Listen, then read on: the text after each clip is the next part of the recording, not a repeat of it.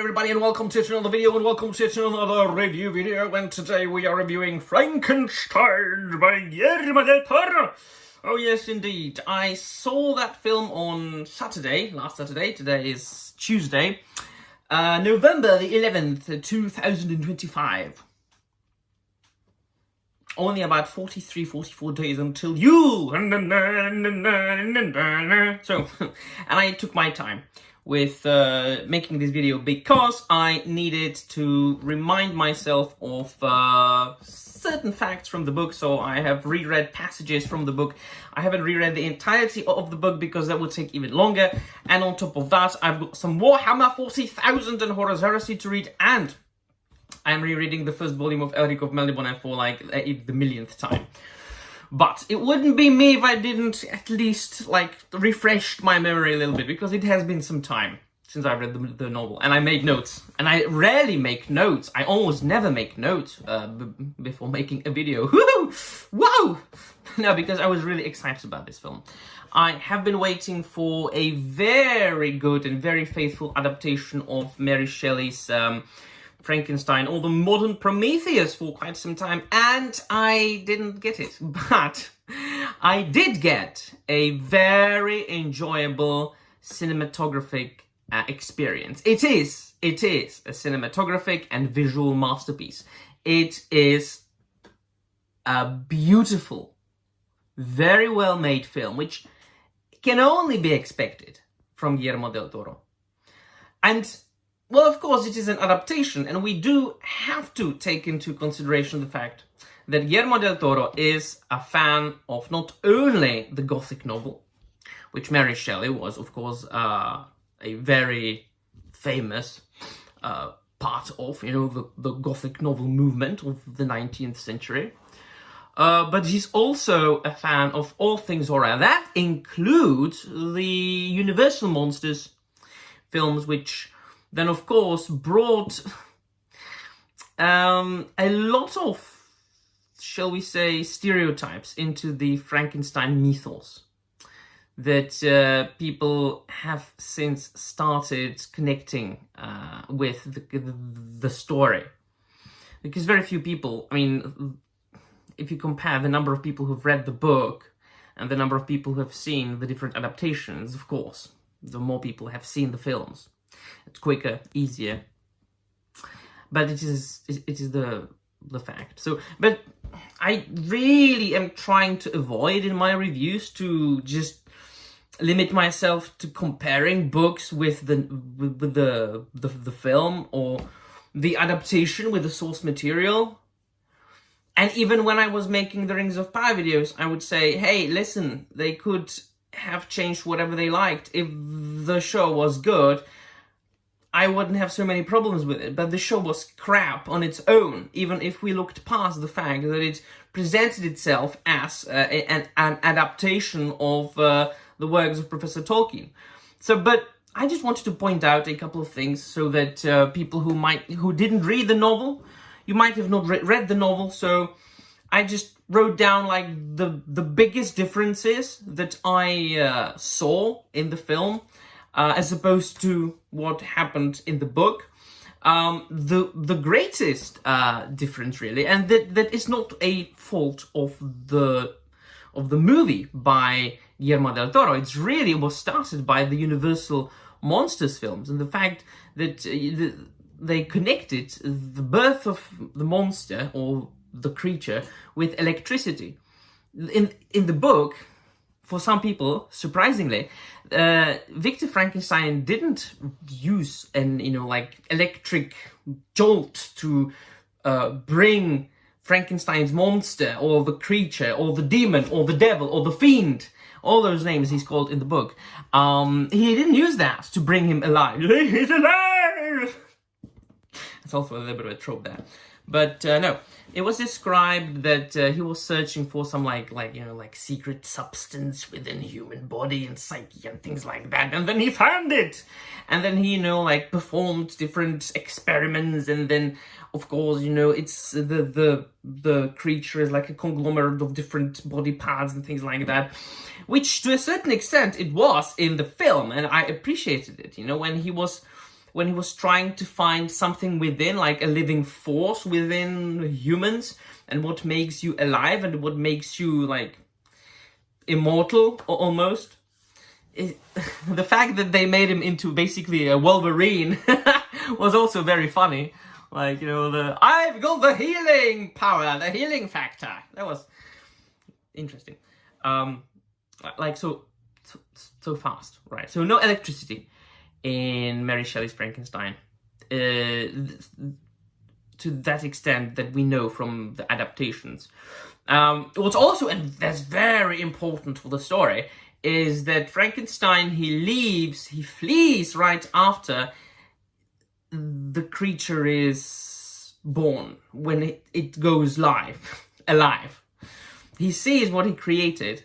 Frankenstein sees what he created. He's terrified, and he flees.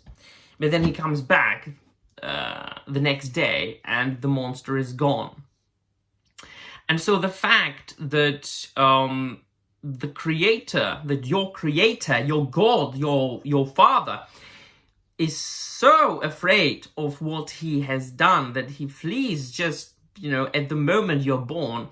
And then you are only exposed to evil and to savagery and to humanity, which at this point really could be a synonym of evil, apart from the old man who showed him kindness. That is, of course, was in the book as well.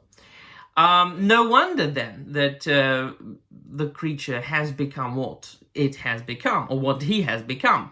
And indeed, already when I read the novel for the first time at university, I realized, well, it isn't really that much of a mistake to call the monster Frankenstein, because Frankenstein, Victor Frankenstein, is really the monster creating life and then letting that creature become what it has become.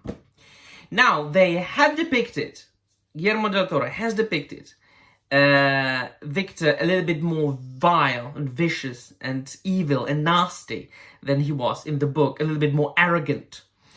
That being said, what's the name of the actor?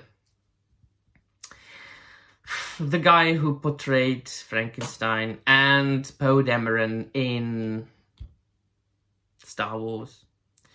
Oscar Isaac. There you go. Oscar Isaac. That his portrayal, like his acting in that film, was flawless. Like, you did want to slap him across the face. He is a good actor. At times, he gets roles that absolutely don't do him any good.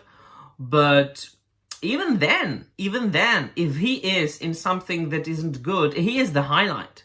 So, Oscar Isaac is a very good actor. And he's a very versatile actor. I loved him in Dune. I loved him in... I didn't really like the Moon Knight TV show, because it wasn't really about Moon Knight. It was about everybody else but Moon Knight. But he was great in it. And he was one of the good things in the Star Wars sequels. And there's very few which is good. And then the other actors, I was quite pleased, of course, to see Charles Dance. I love Charles Dance. Come on. And Christoph Waltz is always great. I mean, ever since I saw him in Inglourious Basterds. So that's that. And then what happens really in the book is that the creature's really all the time the creature's looking for Victor. And then Victor is chasing the creature. And when the creature finally finds Victor Frankenstein, it kills his younger brother. And it demands that Victor creates a female companion for the monster, because he doesn't want to be alone anymore. And so he goes with his friend Henrik Clerval, and they establish some sort of laboratory somewhere I forgot where. And then he almost creates the female monster, but then he realizes, oh, well, I don't really want to do this. I don't want to make the same mistake for the second time. And then he destroys the female creature before she's finished. And that, of course, makes the demon, the creature, angry. And he swears, I wanna take revenge, man. Your wedding night, you just wait. He fulfills his promise and kills Victor's wife on their wedding night. And then later, only later, Frankenstein's father dies of grief. And that leaves Frankenstein absolutely, like, lonely in the world. He's got nobody left. And that only then, that's when he decides to chase the creature all over the world, quote unquote, up to the Antarctica and like Arctic regions, things like that. And so these are the main differences. But I'm not here to point out the differences. I'm here to tell you that I would compare this adaptation to what Francis Ford Coppola did with Dracula. It's clearly the story. You can recognize it, and not only by the names, but he takes quite a lot of creative freedom, creative liberties, and unavoidably brings a little bit more romantic aspect into the adaptation than it was in the source material. Understandably, because the film is for the wide audience. It's for the release on Netflix, which everybody will see it on Netflix. And so he wants to appeal to as many people as possible. And what do you want? What do you need in a film? If you want to appease everybody, you need some romance. And there's definitely more romance in Frankenstein, the modern Prometheus novel, than Dracula. So it wasn't that much of a, necessity to bring so much of it into that film than Francis Ford Coppola did in Dracula. So yes, Francis Ford Coppola absolutely did change Dracula drastically more, a lot more than Del Toro changed Frankenstein. And as I said, he was inspired and influenced by not only Mary Shelley's novel, but also by the Universal film Z, and by Bernie Wrightson, of course, as far as the visual goes, which Bernie Wrightson, was Guillermo del Toro inspired by Bernie Wrightson as far as the visuals, or Mary Shelley? Because Bernie Wrightson really illustrated the Frankenstein's monster the way Mary Shelley described it. And that brings me to toys. I needed to mention that. The Four Horsemen Toy Design, my favorite toy manufacturer, they create those toys that are behind me. They have this line called Figura Obscura, and they are adapting literary characters and mythological and legendary folk characters into action figure format. And they made this, which I've got like 2 of them, beautiful Frankenstein's creature action figure that was a limited release, but they are going to release a retailer version by the end of the year, I think, or the beginning of the next year. It's going to be a repaint. He's going to be a little bit less book accurate, because his skin is going to be green. But if you want it, get it. Those toys are awesome. So, it was good. I enjoyed it. It was visually a masterpiece.